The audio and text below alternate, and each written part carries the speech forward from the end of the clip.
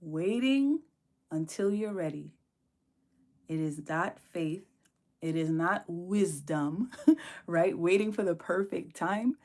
That is fear wearing a spiritual mask. Okay, so today we are going to deal with it today. If you have been sitting on that idea, waiting for the right time, you know that God has given you this idea and you've been dragging your foot. Today is the day of confrontation. Today is the day of conviction. Today is the day you press go. All right, so I want to give you three keys, right? Before we get into those keys, let me give you a little backstory. So, for some of you that are watching this, and chances are if you clicked into this, you're just like, it connected, it resonated a little, right? But some of you that are watching this, you've been sitting on an idea for months and maybe even years. Dare I say decades? Ooh. But listen, you still have time. You still have time. If God allowed you to watch this video, if you're sitting here, you still have time, but it is time to move. We are going to deal with that fear today, right? So if God has called you to start a business, right? You're never going to feel like it's never going to feel like the right time. There's always going to be some type of distraction, or your situation is always going to seem like, well, now is not the right time, right? Doing it now isn't the faith move. But listen, it's not about how you feel, and it's not about how things align, right? It's not about your perspective, but it's about God's. And so when I started my business when I was 17, right? And to be honest, I wasn't walking with the Lord when I was 17, right? Like I didn't even grow up in church, but I just started my business. Fashion is something that I've always known that I wanted to do, even as a young child, as early as 5. Like I always knew I wanted to be a fashion designer, but clearly God has called me to more, right? But what pushed me, what propelled me to start was a problem that was just like I was just going along and I'm like, one day, yeah, I'm gonna start. And I was really young, but it was a problem that I faced that just said, sent me over the edge right into the business. And that was for me going to a party and I had like 4 twins. Picture this, okay? I go out and I'm Miss Fashion and, thinking I'm cute and everything. And I got 4 other women wearing the same thing. I was like, listen, this is not happening to me ever again. I didn't know how to sew. I didn't know nothing about business, but I said, you know what? I am going to start creating dresses, creating designs for myself. And so as I started creating them for myself, I would wear them out and people would say, "Oh, where did you get that?" And I said, "Well, I made it." And because I don't know, like God just gave me this entrepreneurial instinct. Even though I didn't know what I was doing, I wasn't about to turn down a sale. So that is how I got into business, right? It started long before that jump, but that issue, that problem, that frustration that I faced, it was enough to push me into what I was purposed to do, right? One of my assignments. For you, that might not be your frustration. Your frustration might be your financial situation, right? Like you might be okay, you got a little discretionary income, but you're like, there's more. You know that you should be making more. You know that you could be doing more. You know that you have an idea that can produce more. But the thing is that frustration enough to drive you into what God called you to do? Are you still comfortable? Or are you still waiting on the right time? Right? So, I want to give you 3 keys, right? 3 major keys, right, that I hope prayerfully propel you into doing what God has called you to do, into starting the business that God has called you to. So here's the first one. God determines the timing. Your job is to yield. I'm going to say it again. God determines the timing. Your job is to yield. Your job is to agree. Your job is to say, nevertheless, not my will, but your will be done. Lord, I'm not ready. I got these young kids. Lord, I'm not ready. I actually just started this job. It's a good salary. Lord, I'm not ready. I'm waiting for the husband or for things to straighten out in my life. No, no, no. When God says go, we go. And if he's telling us to go, and if he's saying the time is now, then everything that's around you, he'll give you the grace to manage all of it. He'll give you the grace to manifest the idea in the midst of everything that's happening. Our job is to stay yielded. Our job is to obey, that he can lead us, that he will send us, that he will guide us. Right? If you read the Gospels, you'll see that Jesus, you're not busier than Jesus. Hello. Okay. We see that Jesus had multitudes of people always pulling for him, always drawing for him, right? Everywhere he went, it was just people, people, people. And the Bible says he often withdrew to lonely places to go be with the Father, to go and pray, because he knew that he couldn't do what God put him on earth to do without connection to the Father. And so for us, we're looking at life and all of these things.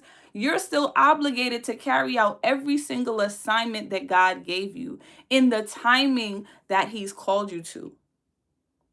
Because here's the thing, you don't want to be, some of us, and I'm one of them, right? Like, oh, I'm in delay, or I've been experiencing delay, or you feel like your blessings are delayed. But are you delayed in obeying God? Are your present situations a manifestation of disobedience from last year, 2 years ago? That nudge that he gave you 2 years ago, jump, do it, start the business, write the business plan. Is your current situation a manifestation of what you didn't do last year, of what you failed to do 2 years ago, of what you didn't do last month?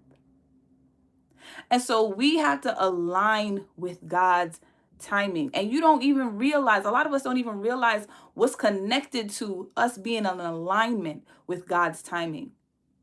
You couldn't even fathom how much people are connected to your obedience, you obeying God and starting that business, manifesting that idea, moving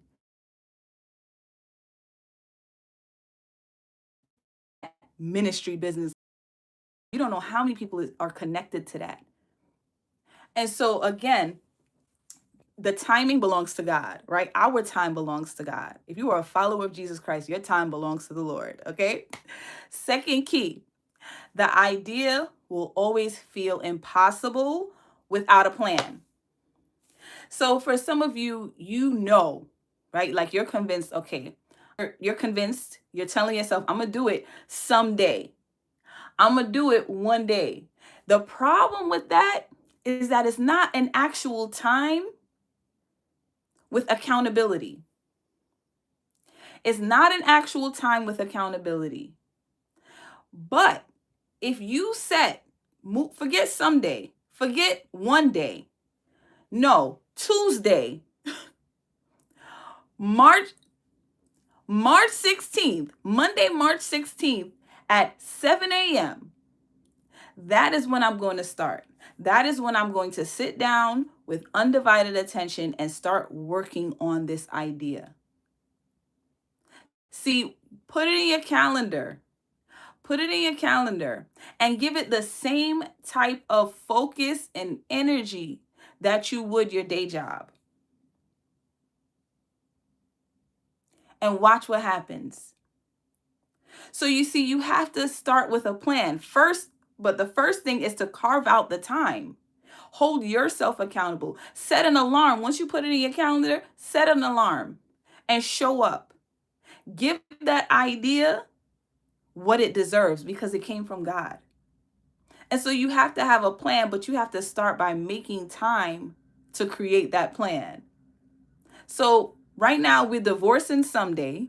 We are divorcing one day, and we're going to choose a day and a time. But I want to give you this very, very important key.